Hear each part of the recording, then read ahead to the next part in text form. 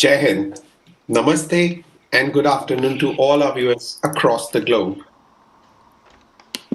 Ladies and gentlemen, welcome to today's first anniversary special webinar in the series of India Now, India Here, organized by Reach India. Reach India was incepted on 7th of September with the cleanup of our High Commission in London, after it was attacked and vandalized twice by the Pakistani supporters post Article 370 abrogation. A group of volunteers cleaned up the High Commission on that day and took a pledge to ensure the interest of our Bharats will be protected forever. Reach India stands for race, ethnicity, and culture heritage. Our aim is to actively promote the unification of Indian culture and heritage, and we have two very simple objectives. First, to build and strengthen India's global image in our communities across the globe. Second, to raise the awareness on Indian culture and history by actively challenging and tackling the inaccurate narrative. At Reach India, we are committed to bring about a positive change by united like-minded nationalists with chapters across 4 continents. During this global pandemic, Reach members around the world are actively involved in various initiatives in their communities, including organizing various online education sessions, informative webinars with celebrities, etc. So in that series, today's first anniversary special webinar, we will hear our esteemed guests, Major GAURAV ARYA and DAVID VANCE, sharing their insights on the epicenter of global pandemic and economic crisis, China. Topic for today will be how to rein in China. Now I request Nandini to introduce the esteemed guests for this special day, Major GAURAV ARYA and DAVID VANCE. Thank you, Nandini. Namaste, thanks Gaurav. A big welcome to all of you joining us on Facebook and YouTube for the special webinar, How to Rein in China. We at Reach are honored and privileged to have 2 distinguished speakers, Major Retired GAURAV ARYA and DAVID VANCE. A brief introduction on both our distinguished speakers before we start the webinar. Major Retired GAURAV ARYA was born on the 25th September 1972. He aspired to serve in the Indian Army from a very young age. Major Arya studied history honors at the prestigious St. Stephen's College, Delhi, and graduated in the year 1992. What's interesting is that most of his friends are from Hansraj College. Also, it's here that while walking from Stephens to Hansraj, he had to pass through Hindu College, where he met Arnab Goswami for the first time. Major GAURAV ARYA is the consulting editor for strategic affairs with Republic TV on defense, national security, and strategy. He joined the Indian Army as a short service commissioned officer in 1993. Major Arya's service to the armed forces began the day he started training. He was commissioned into the 17th Battalion, Command Regiment on March 5, 1994. He is a public speaker and talks about defense, leadership, motivation, team building, strategic affairs, national security, and capability building. He is often seen on primetime TV debates and has also spoken at various TED Talks. During his tenure in the Indian Army, Major Arya was buried in snow at 17,000 feet above sea level in minus 25 degrees in the year 1996, when he was in 36th Sector, also known as Sugar Sector at Chinese border. In 1999, due to a medical issue, he retired from the Indian Army as a major, which coincided with completion of his short service. After retiring from the Indian Army, he finished his MBA and joined the private sector, where he has worked for Hutch, Wipro, HCL, and was also the president of the Singapore-based Smart Group. In 2016, Major Arya wrote an open letter on Facebook criticizing those who were revolting against the death of Hizbul terrorist Burhan Wani. The next day was different for Major Arya. He was getting constant phone calls, and by 4 p.m., he had a call from Army headquarters from a sergeant general in the Indian Army. Major Arya was then called to speak on Newsa. The Arnab Goswami hosted news segment on Times Now. After Arnab Goswami left Times Now and started Republic, he got in touch with Major Arya in 2017 to join as a defense expert. Major Arya has been hosting Patriot since then. In the UK, Major Arya has spoken at Oxford University, King's College London, and the UK Parliament. It's an absolute privilege and honor to have you, Major Arya, with us. The next speaker, David Vance, is a very well-known name in UK politics and social media.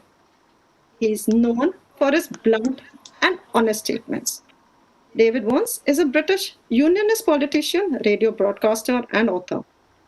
He runs the blog A Tangled Web and has appeared several times on BBC programs as an expert specifically on the big questions. He is an occasional contributor to talk radio. He has an immense online presence on social media. He was a member of the UK Unionist Party in the late 1990s.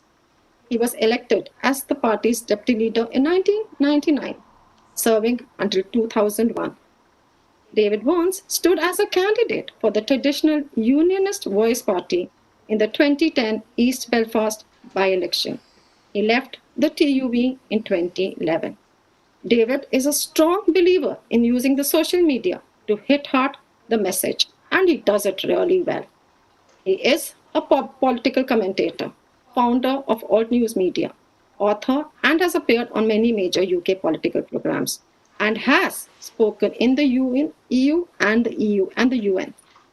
He is an advocate for freedom and liberty, a relentless critic of terrorism, and one of the most prominent UK voices supporting India. David is a keen supporter of Indian government, especially under Narendra Modi ji, and the Indian Army in their strikes on Pakistan and the recently on the India-China face-off. Welcome, David Vance, an absolute honor and privilege to have you with us. The webinar will have two segments. We will first have Major Arya speak on the Indian perspective, followed by David Vance, who will give his insights and views on China.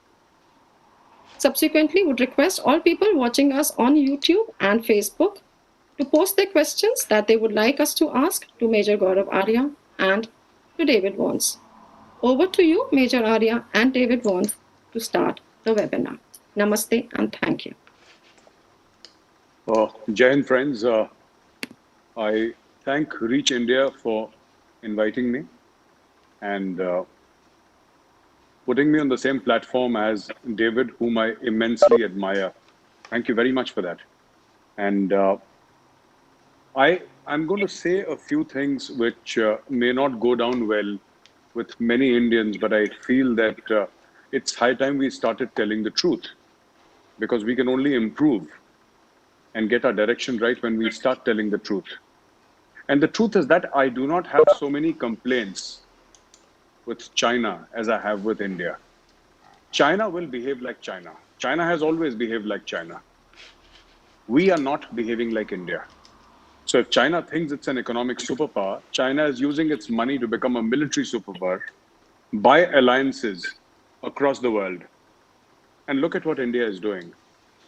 If we have to counter China, we must understand we will never have China's checkbook, not in the near foreseeable future. But we can counter China by being more aggressive. We can counter China by moving faster. And for heaven's sake, for once, India should stop apologizing for each and everything that it does. To use a cricket analogy, this game needs to be played on the front foot.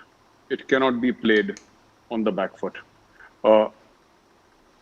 You see, I don't know, because I saw those images that Gaurav, you were mentioning of Pakistanis vandalizing our High Commission and the Indians, cleaning up after that.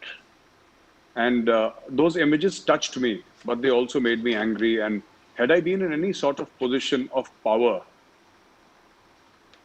I would have sent our people to the Pakistani High Commission. You see, you speak to people in the language they understand. Otherwise, we have this whole thing about India, and I'm sorry to say this whole thing that we are a nation of Gandhi. And I've heard so many Indian Army officers say that, we are a non-expeditionary army. And I can't understand, for heaven's sake, why we are a non-expeditionary army. An army is meant to attack. I mean, that is the reason why you have armies. And of course, defend the nation also. But understand that army is a blunt force for violence. That is what they teach you. They teach you in the army. And you have many generals telling you all these things, from a 30,000, 40,000 or a 50,000 feet perspective, talking about strategic affairs, talking about foreign policy. But in the end, we must all understand that the Indian army exists for one reason. And let's not sugarcoat it. It exists to kill the enemies of the state. That is the sole reason for the existence of the Indian army. And the Republic Day parade is a byproduct. Now, unfortunately, if you're doing parades and not using your army to rein in the enemy, then you're doing this great institution a great disservice. Now, coming to China, I think we need to be far, far more aggressive than we already are. And here are a few things that we should do. And I'm specifically going to talk about China and what is happening in Eastern Ladakh and along the line of actual control. First of all, not just being aggressive, also counter intrusion.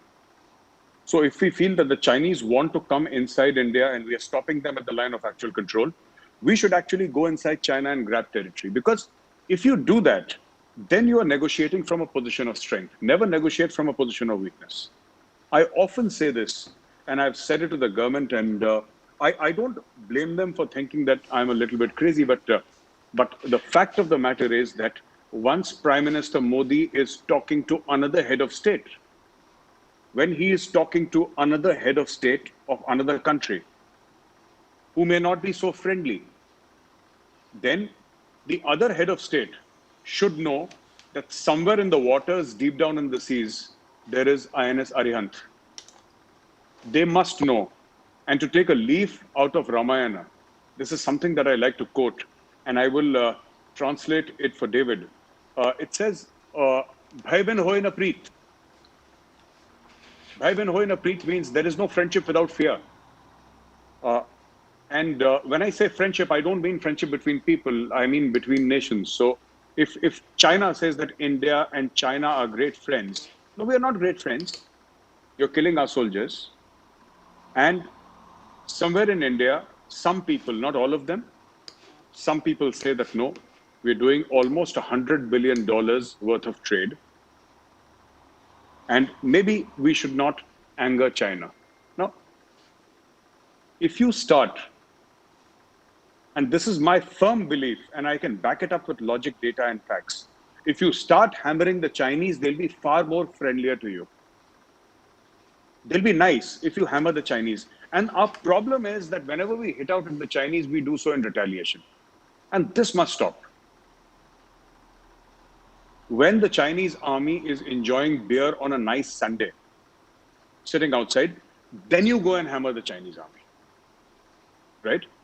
There should be an element of unpredictability in your actions. Then China will respect you. Remember, you're dealing with an ancient civilization. People who have a certain way of thinking. And so does India, by the way. Except that I think our way of thinking is absolutely wrong. And I would, if I could, I would change it overnight. This is not the way nations behave. And you see, my biggest complaint, as I said, is not with China. My biggest complaint is with India. 1947-48, Pakistan attacked us in Kashmir and we did nothing. In 1965, Pakistan attacked us and we did nothing. In 1967, we had a skirmish with China and we did nothing. In 1971, of course, there was a war in which Pakistan was partitioned. In Kashmir, we had terrorism and we still have terrorism for the past 30 years. We did nothing. Thousands of people died in Punjab due to this quote-unquote Khalistan action that happened, this whole terrorism in Khalistan. We did nothing. 1999, Pakistan sent troops inside India in Kargil. We lost 527 brave hearts. We did nothing. We did nothing during 26/11, where hundreds of our citizens died. More than 1,500 people were injured and hundreds died in the 1993 bomb blasts, in which over 3,000 kilos of RDX was used and we did nothing. We have become the nothing state because we do nothing. And which is why countries like Pakistan and China take us for granted. And I want to say this time and again to all our viewers, I've written about this. I feel very strongly and passionately. A nation does not live on its knees. You cannot live like this. It is time to show our enemies what we are made of. And then those enemies will respect you. You have Taiwan, which is at loggerheads with China. You have Vietnam, which is at loggerheads with China. Vietnam has been asking us for the BrahMos missile for such a long time. And we are still debating. It's time we started supplying missiles to Vietnam. It's time we started sending official delegation to Taiwan. The problem is, in the corridors of our foreign ministry, there are these human remnants of the past who say that, you know, China will get upset, China will get angry, and this is all to do with diplomacy. You know, whether you look at America, UK, or any other country, their armed forces are very, very closely, and they work, you know, together with the foreign service. Not in India. Here we work in silos. Here we have small little kingdoms. And if you have small little kingdoms, you'll never become an empire. And that is the problem with us, right? You should involve the armed forces in policy making. Then you get results. Everybody, and you should involve the foreign policy experts, our foreign office, in what is happening in the armed forces. Now, all this thing about, you know, I've often read about it and I fail to understand. You know, China is inscrutable. You don't know what China is thinking. Of course you know what China is thinking. Who told you who doesn't know what China is thinking? China has managed to create this Teflon-coated image, you know, nothing sticks to China. You don't know what the Chinese is saying. You don't know what the Chinese is saying because you don't understand Chinese, that's all. There is no magic about China. Most of us don't understand Mandarin, so we say, okay, there's some, you know, some unique power which will behave in a certain way. That's not true. That's not true. You have to talk to China on equal terms, and you can make it happen. Now, you know, like for example, the Quad with Japan, with Australia, with US, with India. India should absolutely take the lead and say that, okay, we volunteer to create a building, a small headquarters within India, inside India, for the headquarters of Quad. Stop Chinese movement of ships which come through the Malacca Straits, through the South China Sea. I'm not saying take action against the Chinese Navy. That is welcome, I mean, as far as I'm concerned, but all these Chinese shipments, you should aggressively start blocking Chinese shipments. There is always this group in India which keeps on saying, you know, China gets upset, China will get upset, Pakistan will get upset. Pakistan attacked you. In 1999, it killed 527 Indian officers and men. There have been hundreds of bomb blasts which have been traced back to Pakistan. India is a nuclear power. Has that ever deterred Pakistan for once? No. Pakistan doesn't care. But we care all the time. So if we take preemptive action against Pakistan, or we take retaliatory action against Pakistan, Pakistan is a nuclear weapon state and it will start raining nuclear missiles on New Delhi. Or China will get upset. This sort of thinking is actually the enemy of India, this sort of thinking. And if you say, if you go against this grain of thinking, then in the media you're painted as a right-winger. This person is a right-wing extremist. He's a warmonger. He's talking about war. No, I'm talking about defending the interests of my country. And if this means killing Pakistani or Chinese soldiers, so be it. That is the price that has to be paid, then it will have to be paid. Also, Chinese sympathizers in India, there is a huge, you know, the Confucius institutes in India or think tanks in India, which have been funded by the Chinese for such a long time. And these are the people who try to influence policy and speak. So whenever you see the 9 o'clock news, you'll always have one or two people from the Communist Party saying that, China is a nuclear power and friendship is the way forward. Not a word of condemnation for the Chinese and what they're doing, the aggressive posture that China has. So you have a very, very active lobby inside India, which all it does is 24/7 says that, we should not act against China. We should look for more trade. So the Indian soldier is paying the price for your trade. You see, the Indian soldier is dying at the border. The officers are dying at the border because you want to have trade with China and because you yourself have not created an ecosystem in this country where you can produce a decent television set. Yes, you can send a mission to Mars successfully. So India is a land of paradoxes. You don't have a good television set being made here, which is an Indian brand, but you certainly have a moon mission, you have a Mars mission, etc. You see, all this has to change, and it will change when you start looking China in the eye, start staring down China. There are no points for being a good boy here. This is all that I want to say. When you protect your country with weapons, you protect your country with violence. We live in a very, very rough neighborhood. Today Europe is peaceful, but we must never forget that Europe has seen the kind of bloodshed that has never been seen in human history. And Europe has learned through various mistakes, through various experiences. Europe has seen the First World War and Second World War, and there haven't been more horrific wars in the history of planet Earth. But Europe has been through a process of maturing. And we cannot compare ourselves to Europe yet. All those people who say, oh, the Europeans are soft. I said, just rewind 75 years back and you'll know how soft the Europeans were. They've shed blood, their own and the enemies. They've fought all over the world. They've learnt. And it is high time that we started learning. It is high time that we started taking a proactive stance against China and then telling the world that we are here, that we matter, we are Indians. And at the end of the world, and at the end of the day, I beg your pardon, at the end of the day, we will do whatever it takes to defend our country's interests. If it means going proactive against China, we will do that. If it means aggressive diplomacy, we will do that. And above all, let us today pledge to stop apologizing that we are Indians. We should be proud of the fact. Thank you very much. Thank you.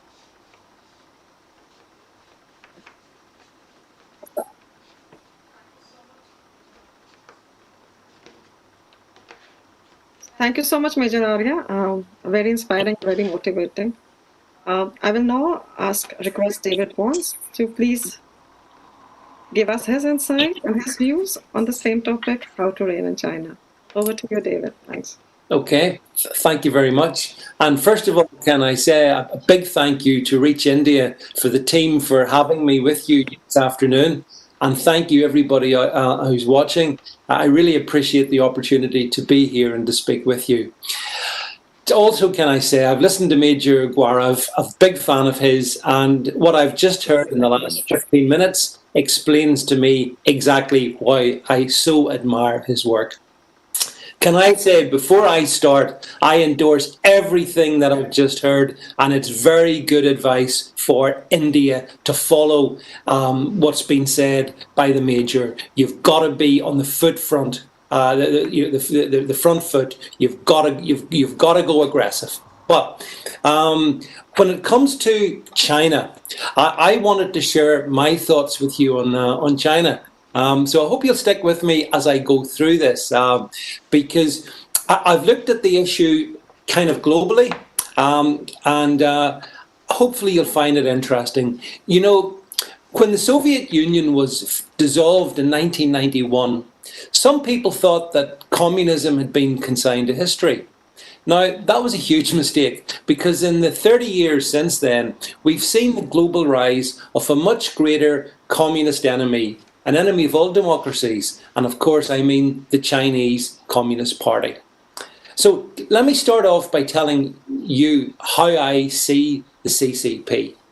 I see it as the single greatest threat any nation faces in 2020.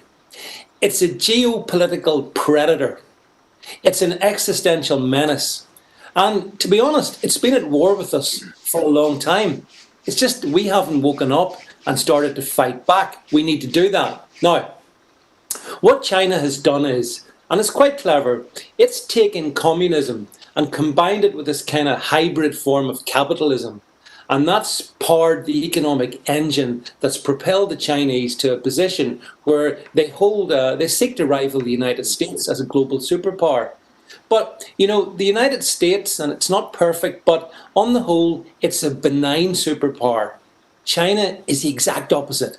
It's a ruthless, self-centered, communist dynasty, and like a cancer, it's spread across the world, twisting itself into every possible corner, infecting, distorting, and ultimately, yes, killing.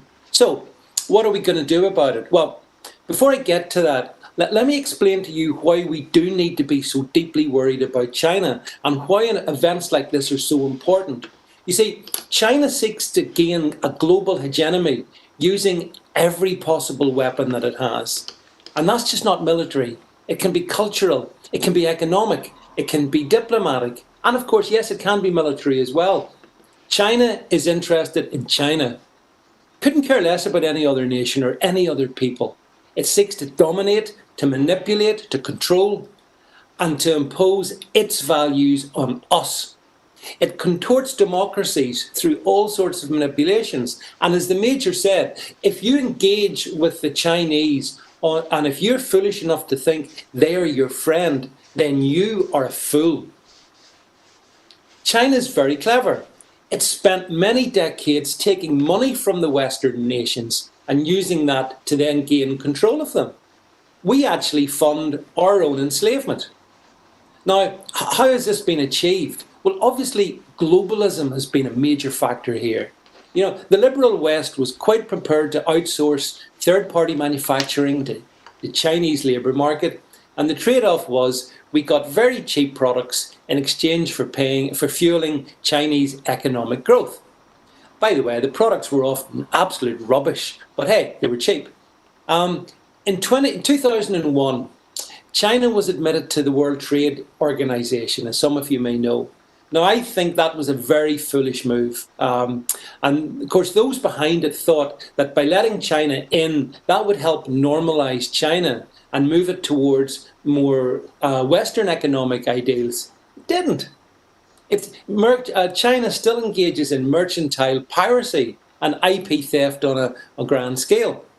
And it's interesting to note that back in 2001, get this, there was one particular American senator who voted to ensure that China could get into the World Trade Organization. And his name? Joe Biden. Yeah, the guy who wants to be US president.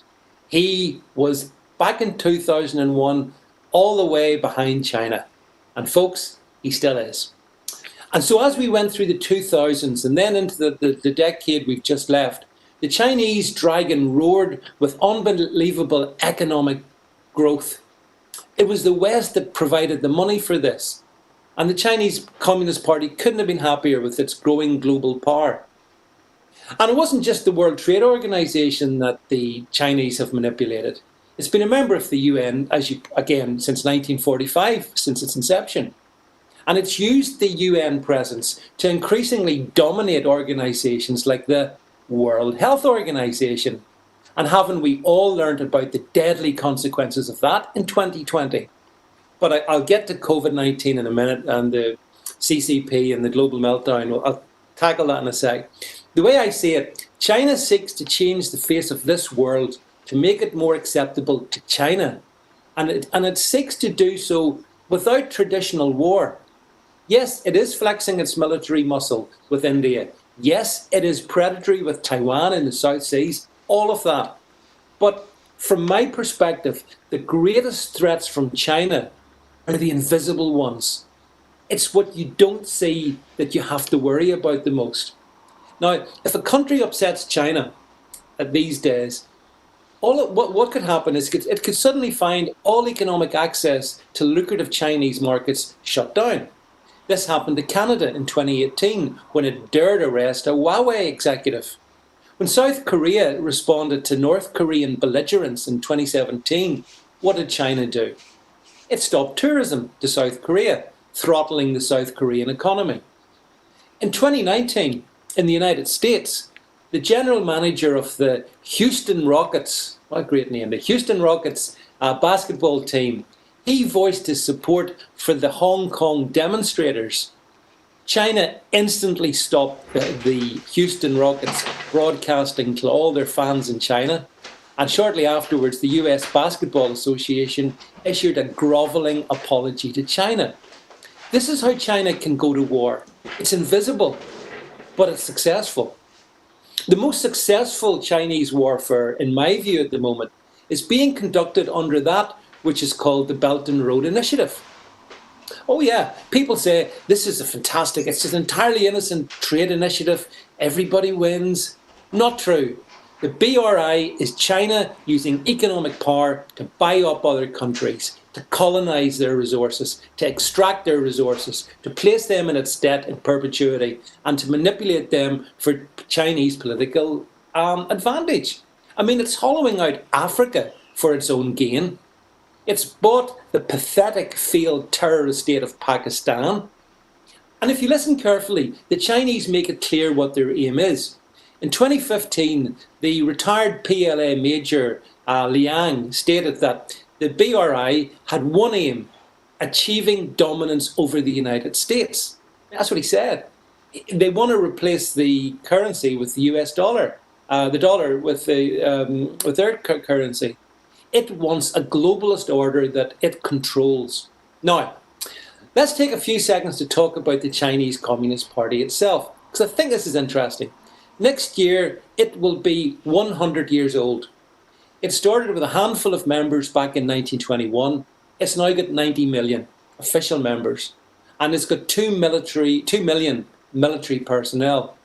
And again, I don't think people fully understand that the PLA, it's not a national army in the sense that most of us understand, like the British Army or the Indian Army. The PLA is the military wing of the CCP. It's radically different to any other army. The CCP is everything in China. It decides who the top executives are in business. It controls the media.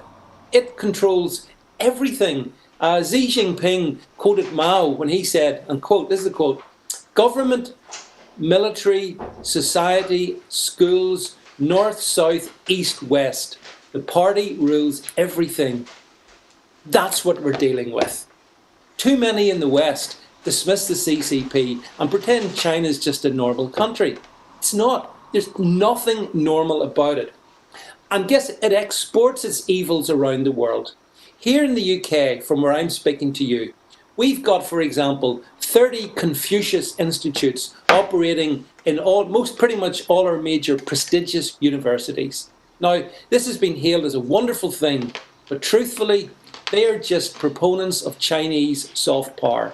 They inveigle their way into academic institutions, and then they start to influence. Every one of them should be banned tomorrow. Chinese students travel the world and pay high university fees to study again at our prestigious universities. But once again, this gives China power. And it's well seen that actually, just as soon as the lockdown in the UK finished, the first lockdown anyway, my own former university, the Queen's University of Belfast, it chartered a private flight to fly in these fee-paying students from China.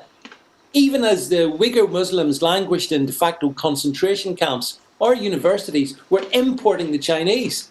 This is wrong. This needs to be dealt with. This is a wake-up call to the world, folks. China cannot be trusted. We still cannot be sure, for example, how COVID originated. There's still the mystery of the famous virology lab in Wuhan. Did it escape by accident or by design? We don't know. Was it a bioweapon or was it a biohazard? We don't know.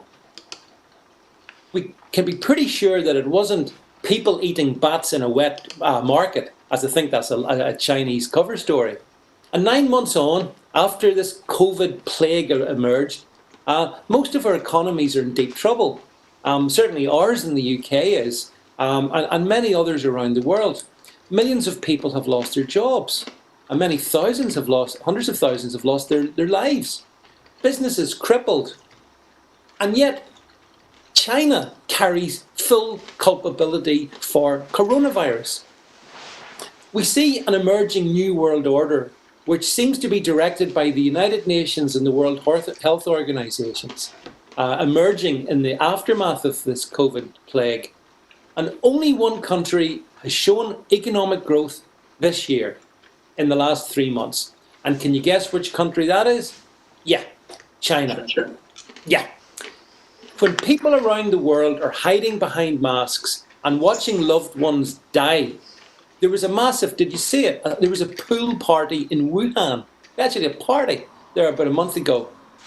Trump was right to call it the China virus.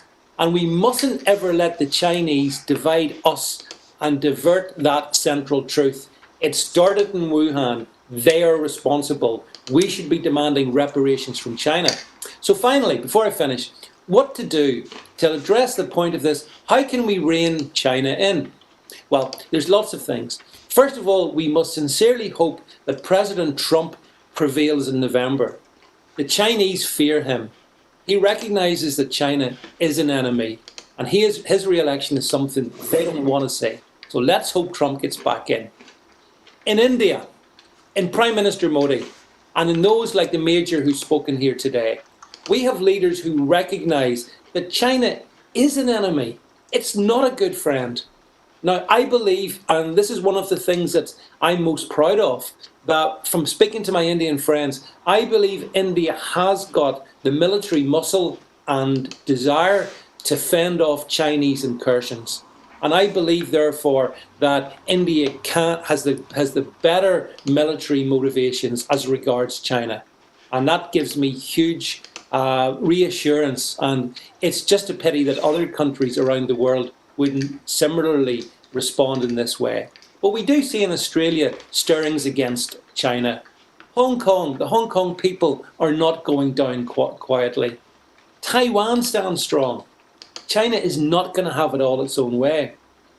Because I see China as our number one enemy, all of us, in the world, that's why I want the UK to support India in any confrontation with the CCP. All of our nations have to stand together against China. That's the outcome the Chinese fear most. They fear us united, and that's what we must give them. We should be absolutely clear, stand together, shoulder to shoulder. In whatever thing they do, we should be right there, confronting them and demonstrating to them that we're not going to put up with it. My final word, 2020 saw that China give the world a plague. 2020 should be the year the world wakens up and sees the Chinese Communist Party as a virus that needs contained, isolated, and eventually erased. Thank you. Thank you so much, David Vance. That was a brilliant webinar. I think it's important to understand that this truly is going to be a wake-up call. And China has cast a net and a trap. And a lot of countries are caught in that trap. How do we go forward? Let's go now to the question sessions. We have a lot of questions coming in from YouTube and Facebook. Thank you so much to all of you. I'll post one to Major Arya and then to David Vance. Major Arya, this question is for you. How vulnerable is our hold on Daulat Beg? No, today it's not vulnerable because we have a road which connects Leh to Daulat Beg Oldi. There was a time when China could have cut off Daulat Beg Oldi because there was a time when it took almost weeks to reach Daulat Beg Oldi. Today it takes you 5 to 6 hours. And we are very well positioned. Plus, a few years back, we activated, there is Air Marshal Borbora, a very senior officer of the Air Force who retired, and you can look up his statements on the internet. And he said a long time back when he was in service, he said that, I wanted to activate the Daulat Beg Oldi airstrip. But I knew for sure that if I asked the government the permission, this is around 10 years back, maybe 12 years back, if I asked the government permission that can I activate it, they would have certainly said no. So what this officer did was, he did what he thought was right. Without telling the government, he activated the airstrip. So today that airstrip is active, and China's going nowhere. I mean, they're not coming inside. Daulat Beg Goldi is with us, and we're strong in Daulat Beg Goldi. We have air power in Daulat Beg Goldi. We have our infantry, our artillery there. We have all elements of national power, defense power, armed forces power there in Daulat Beg Goldi. That's very reassuring, Major Arya. This question is for you, David Vance. Stronger ties are now emerging between Taiwan and the US. What and where does UK stand on this? Your views, please. Yeah, I mean, the UK needs to make up its mind exactly where it does stand. I fear that in the UK, too many in the political establishment have been bought by China, fundamentally. And the Chinese influence is very strong over the British government. So the British government seems reluctant to, for example, align itself with the United States and support Taiwan. So it seems concerned about that. But the UK government has a simple choice to make. Who do you want as your ally? Do you want the United States or do you want China? And there's only one choice in that, because you can't conceivably choose China. So I hope that in the time ahead, the UK will pivot more towards the United States as things stand at the moment. And that would mean more support for the likes of Taiwan and actually other places like Hong Kong, for that matter. But the UK government is unfortunately, it's quite weak. It's not strong enough. It's got too many weak politicians at the top of it. And I think that's something that also needs to change. Thank you so much, David. Next question for you, Major Arya. Questions on Nepal. Will Nepal act as a military third front against India? What do you think? No, it's not possible. Nepal almost does not have an army. So, and I think we have more people of Gorkha origin, including Nepalese, non-Nepalese who have settled in Dehradun, etc. We have more of them in the Indian army than there are in the entire Nepalese army. I could be wrong by a few thousand here and there, but I'll tell you the problem is that there are two problems here. Number one, this KP Sharma Oli, of course he's a communist stooge, because when China took over one or two villages of Nepal, he didn't utter a word. So this man at the helm of Nepal, running the Nepal government, has been compromised. That's number one. Number two is that we share very, very strong cultural and historical relationships with Nepal. You know, Sita Ma is from Nepal. The Pashupatinath temple is in Nepal. Nepal is, it was still very recently the only Hindu nation on earth. And then they decided to become all secular and stuff like that. So there they are. But the fact of the matter is that the problem is not Nepal as a country. The problem is KP Sharma Oli and the communist government. And secondly, I think the Indian foreign policy experts and mandarins also need to understand that, treat people as equals. If they are good friends, if they are loyal friends. You know, this whole thing about projection of yourself as an elder brother and trying to push down things down people's throat. You know, the Nepalese are very proud people, and it doesn't work that way. So there is simmering discontent in Nepal. Maybe it's a perceived wrong. I'm not saying that we could have done something wrong. We may have. I'm not discounting that fact. There is a sense of wrong that the Nepalese feel.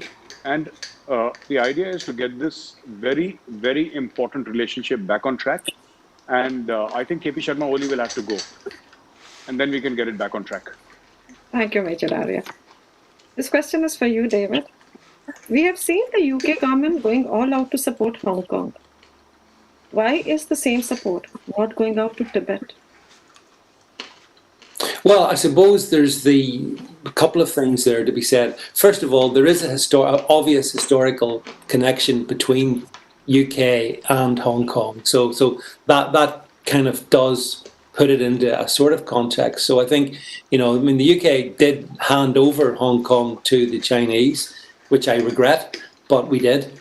And therefore we do carry more responsibility for that which happens to those people living in Hong Kong. And of course, what's happening in Hong Kong is so predictable, anyone would have seen it coming. The Chinese Communist Party seeks to absorb Hong Kong into its own, legalistic and every other form of control. So I can understand that the UK government does want to help Hong Kong, and I kind of welcome that. I would be quite happy, for example, for us to bring some people from Hong Kong to UK. That would be fine by me. When it comes to Tibet, there's no historical connection. The case to help Tibet is clear. It's outrageous what's happened in Tibet. In terms of what China's up to. But again, we're not a regional military power in that region, but I think our role should be to help any other military powers, and again, put whatever political pressure we can on the Chinese. But hey, listen, as Major Arya said, there's only one thing that the Chinese listen to, and that's power. They don't listen to anything else. So you've got to start exercising that. True. Thank you so much, David Vance. Question to you, Major Arya. Is there any chance of getting back Aksai Chin? It can be done. Very difficult. Not easy. Not as easy as some news channels would have you believe. But at the same time, we must first understand, the way it is done is first understanding that there are very serious fault lines within China. There are very serious fault lines. And China is a nation that is being held together by force. There are fault lines within China. And you see, once you encourage democracy, so it's not going to be, I don't think it's going to be like the Indian army going all out and taking Aksai Chin one fine morning. It's not going to happen like that. But I think the idea is to weaken China from within. China is actually a very weak state. It's just held together by this outward show of force, of brute power. That, this is China. If you open your mouth, we'll put you in concentration camps. Yeah. The idea is to have a aggressive policy and get the Organization of Islamic Cooperation, which is going to be a very, very, very tough ride, because in spite of what, in spite of the Uyghur Muslims who are in jail and prison for the simple crime of being Muslim in China, and nobody's saying anything. And Pakistan does not even know that such a problem exists, by the way, in their neighborhood. And Imran Khan said that I'm not aware of what is happening there. But this is one fault line. The second fault line is Tibet. In spite of the demographic changes that the Chinese army and the PLA have done, and the Chinese government, the CCP has done in this thing. So let us find out what are China's fault lines, and then have a long-term vision as to how we can exploit these fault lines. If China, just imagine how scared and cowardly this nation is. They're afraid of Twitter and Facebook. Can you imagine? This country is scared of Twitter. It's afraid of Facebook. It's afraid of YouTube, because they won't allow it. You go ahead of Hong Kong, travel 15 minutes ahead of Hong Kong, and everything stops. And this is the biggest hint. This is something on a platter for all of us to take advantage of. Poke China a little here and there. You will see China crumble in the long run. It's an artificial construct. It's not a country. It is an artificial construct. It will go down. Thank you, Major Arya. Yeah. Yeah, sorry. Can I just come in the back of that? Sure. Please go ahead, please. Yeah, I absolutely agree. China is a weak. It is fundamentally a weak country. It's held together purely by the fear and the control of the Chinese Communist Party. But they are scared. They are very scared. The Major's right. They're scared of Twitter. Imagine being scared of Twitter. How weak have you got to be?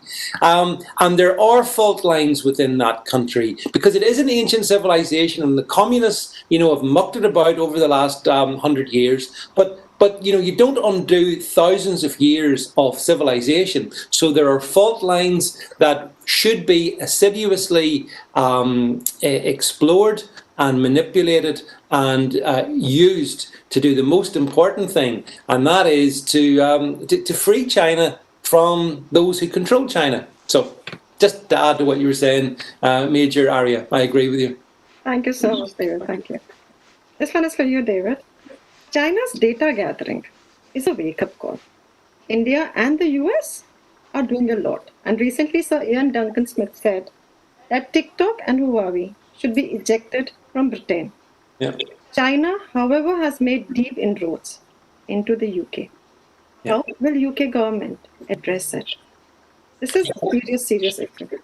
Yeah, it's a great question, and it's a tough question. I mean, there is a dawning recognition in UK that China isn't our friend, thankfully.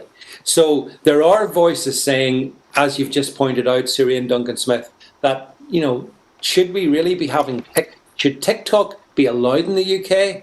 Should Huawei be building a nuclear power station, or should the Chinese be building a nuclear power station in the UK? Should we be relying on Huawei for our 5G network? No, we shouldn't be doing any of that. We need to throw them out. Get rid of them. Get rid of Huawei.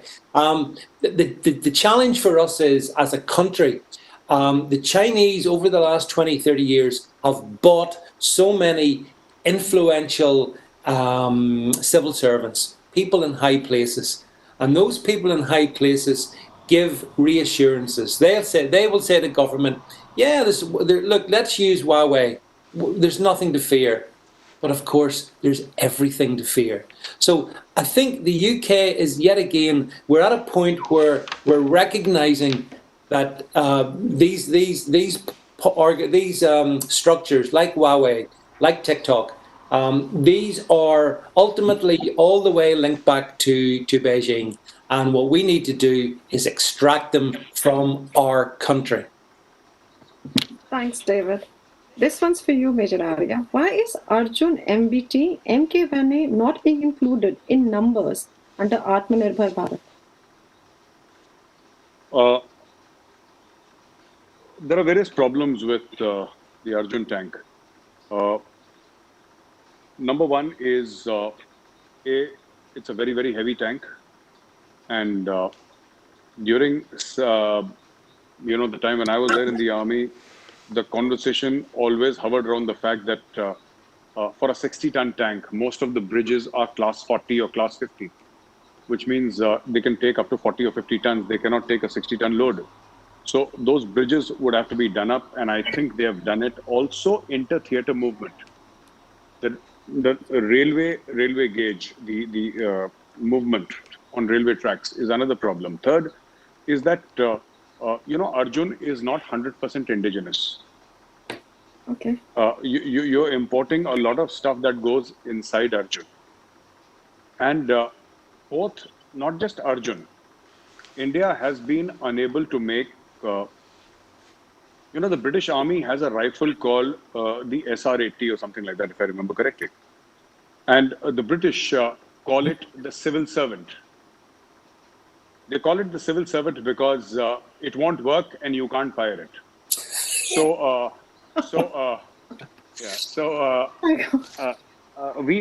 We also have our own civil servant in India. It's called the INSAS, and the INSAS is so bad that we gave it to Nepal. Almost free of cost, and Nepal gave it right back to us, saying that we don't want this. The Ordnance Factory Board is a 2-century-plus old organization that manufactures all this, right? And there was a time when the British ruled India, the ordnance factories in India were amongst the largest producers of weapon systems in the world, right from uniform to weapons to explosives to everything. Somewhere along the way, all this went down. Now, there are many problems. It's not just, Arjun is just 1% of this whole thing. I just want to tell people here that maybe people don't know. And I think what I'm going to say is going to be self-explanatory. After the parliament attacks, India launched an military operation called Operation Parakram, in which there was no war. It was just mobilization till the border. In Operation Parakram, without fighting a war, we lost, by some estimates, we lost over 700 men in Operation Parakram without fighting a war. That is more than Kargil. And Kargil was a war. We lost it due to faulty ammunition, due to accidents. There is something very, very seriously wrong with our defense production. And unless there is direct intervention from the Prime Minister's office, this Atmanirbhar Bharat, at least in the field of defense production, is just a pipe dream. It's nothing more than a pipe dream. We can pat ourselves on the back, but we need to tell the truth. Look at ISRO. ISRO is such a beautiful success story. You know why ISRO is a success story? Because ISRO does not have bureaucrats. ISRO has a scientist at the top. Look at the Delhi Metro. E. Sridharan was the man who gave us the Delhi Metro, and he was a technocrat. He was not a bureaucrat. And the first condition that he had in front of the UPA government was, if anybody interferes in my work, I'll resign and walk off and go back to Kerala. I don't care. Nobody interfered with his work. He gave the contracts as he deemed fit, a man of unquestionable and extremely high integrity, a thorough professional.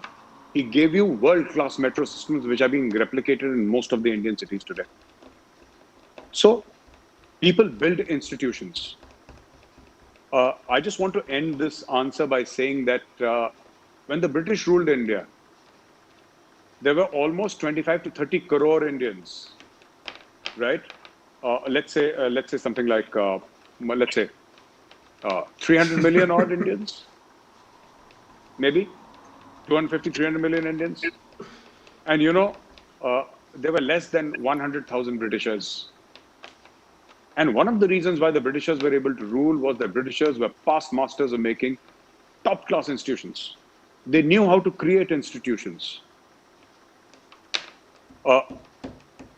Lords is not very impressive, but it's known as the Mecca of cricket, and you can do nothing about it. There is this aura about Lords, about Ascot, horse racing. It's not like it's the largest horse racing track in the world, but the British, they created Indian Railways.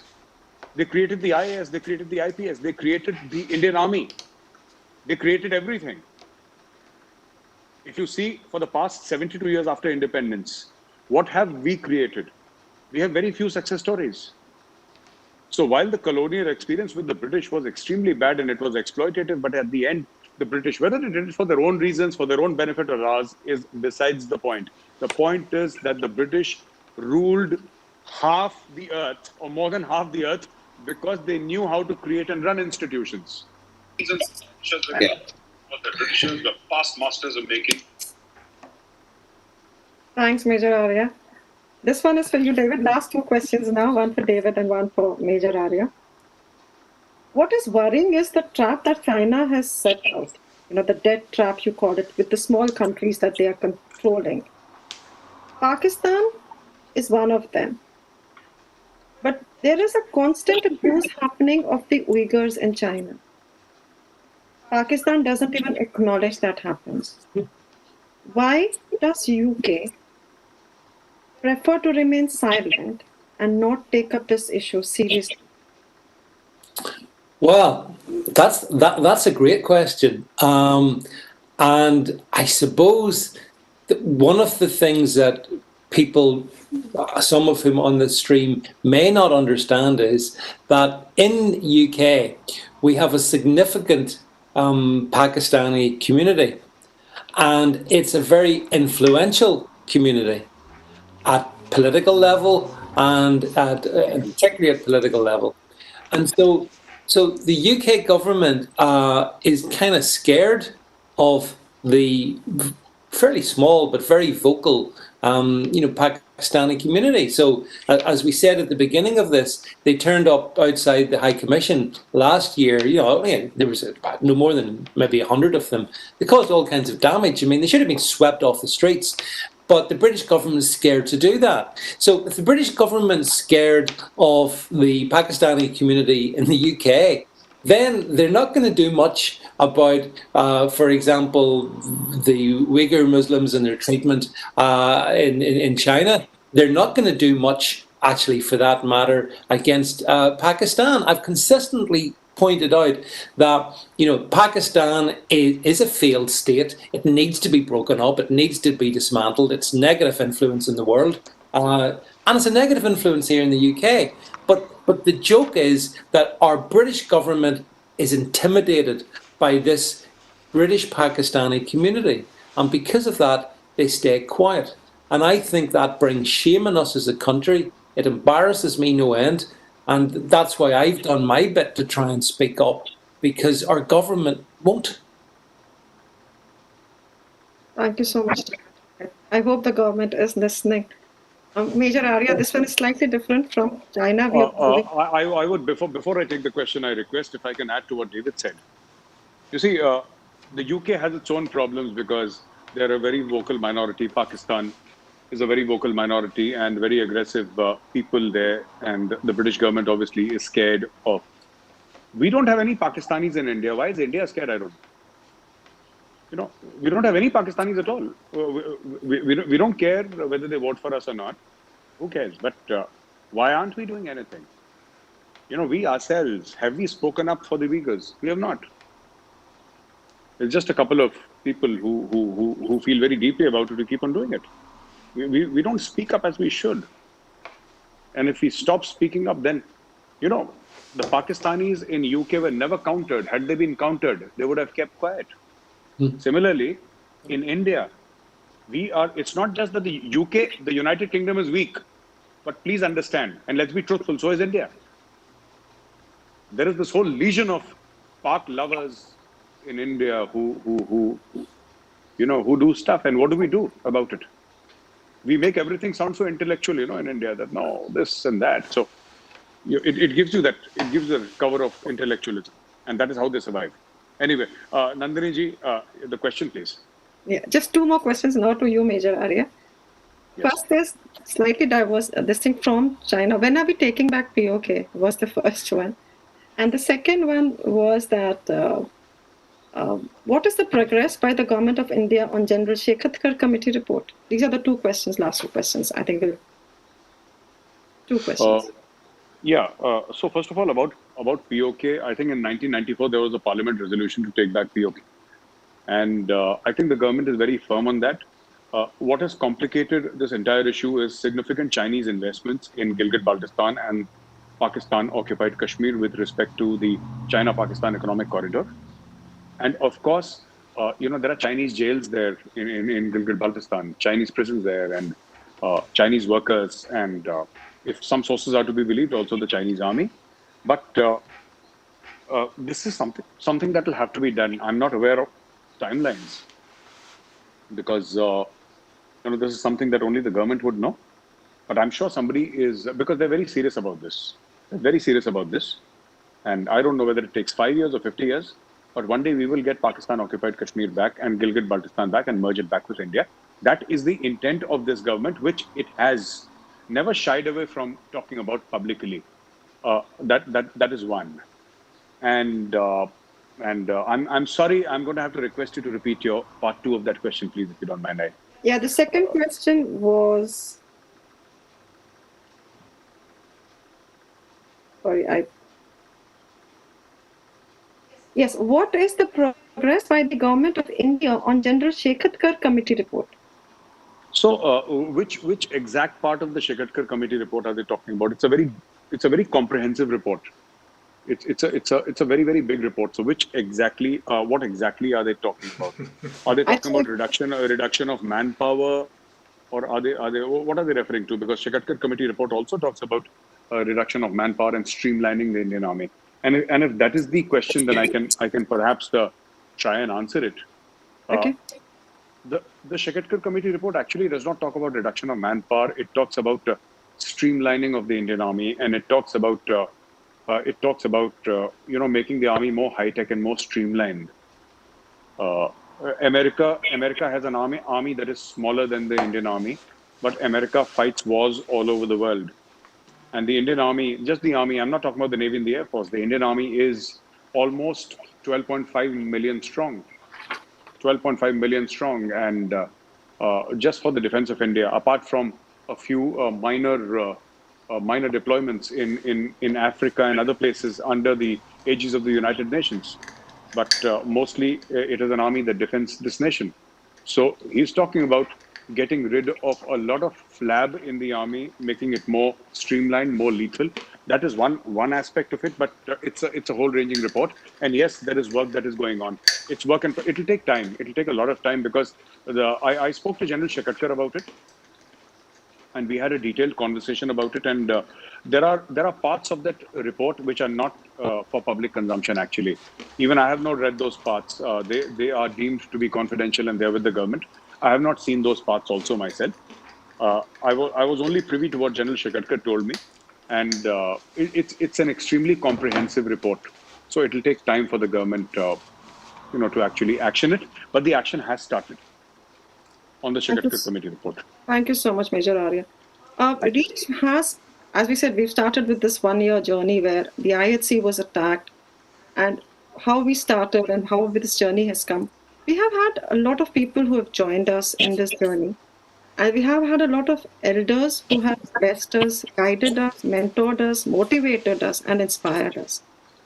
And we have, on the social media and other platforms, tried to raise our voice for the Uyghurs, for the Balochs, for the Pashtuns, for all these causes that we can.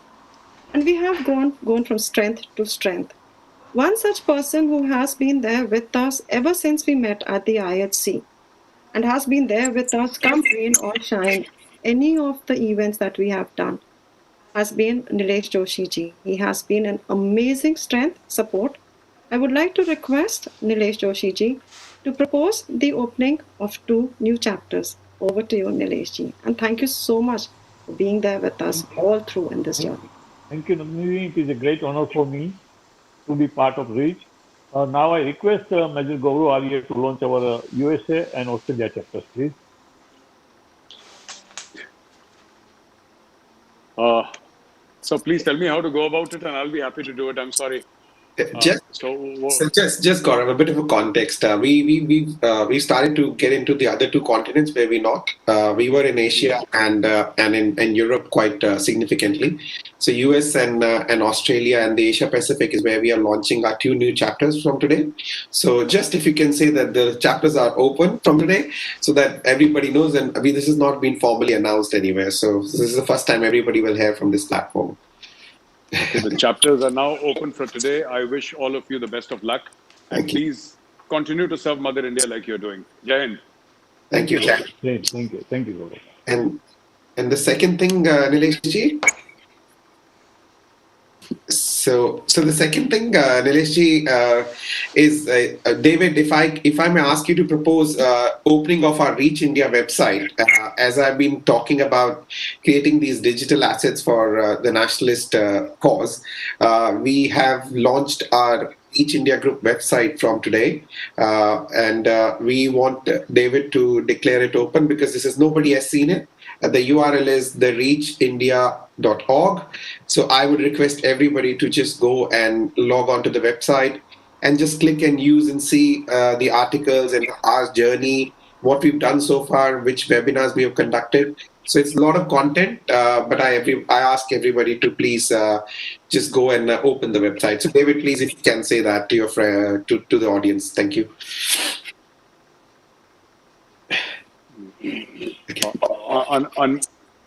Unmute David.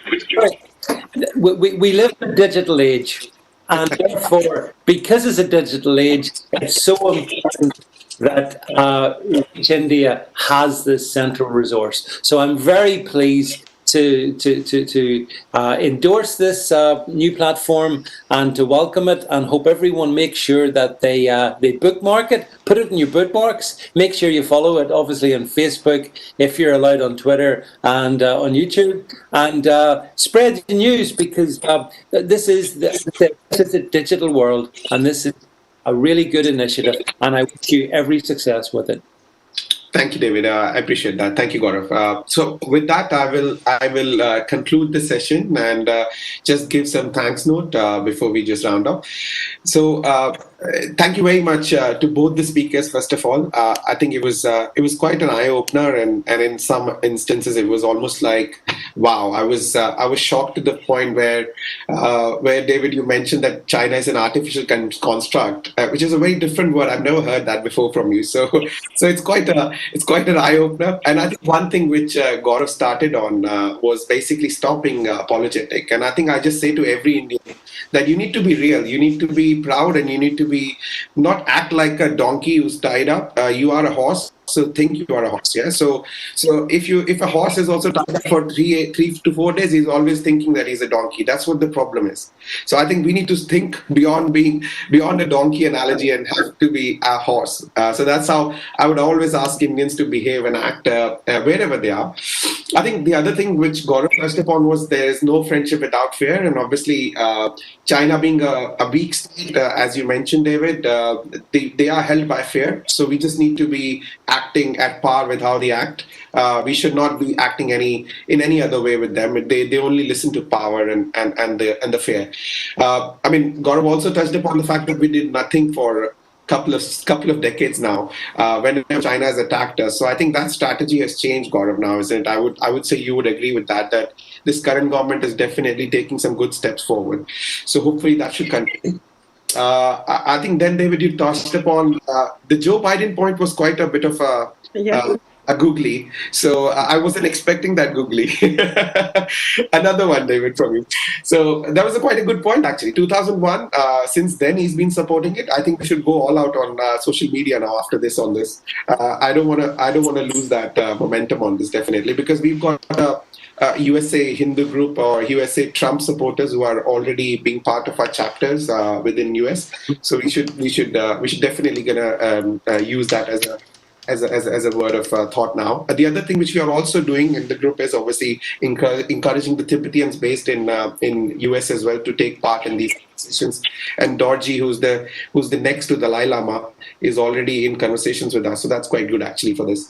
So I think the other thing which, David, you touched upon a lot about was the invisible enemy. I think it's just how China wants to control the world without being seen, and how they want to colonize and monopolize. So we definitely need to be very, very aware of that. So that's really good thoughts. Then I think you touched upon the President Trump point, that how his re-election is very important, and to Joe Biden's point, it's definitely needed. And I'm sure Prime Minister Modi is not going to leave any stone unturned to make sure that he gets re-elected as well, hopefully, fingers crossed. So yeah, I think, I mean, look, very good conversation. I think we spoke a lot in depth about encouragement and not being apologetic, be real. And I think we take this forward from there as a journey, as we've already started a year back. I mean, Reach has reached about 4 continents now. Let's hope we conquer the 5th continent as well very soon. So thank you very much. I really appreciate both of you. Thank you very much. Thank you. Thank you, Gaurav. Thank you, David. Thank you. Thank you very much. Thank you. Thank you. Thank you. I think Manoj, we're not recording now. Manoj, we're offline. Yeah, offline, definitely on Facebook. Manish, offline. Okay. But let's just wait and confirm, Gauravji, please. Okay. I will check once again. I'm sure we are off on the Facebook. On Facebook. No, we are not on YouTube.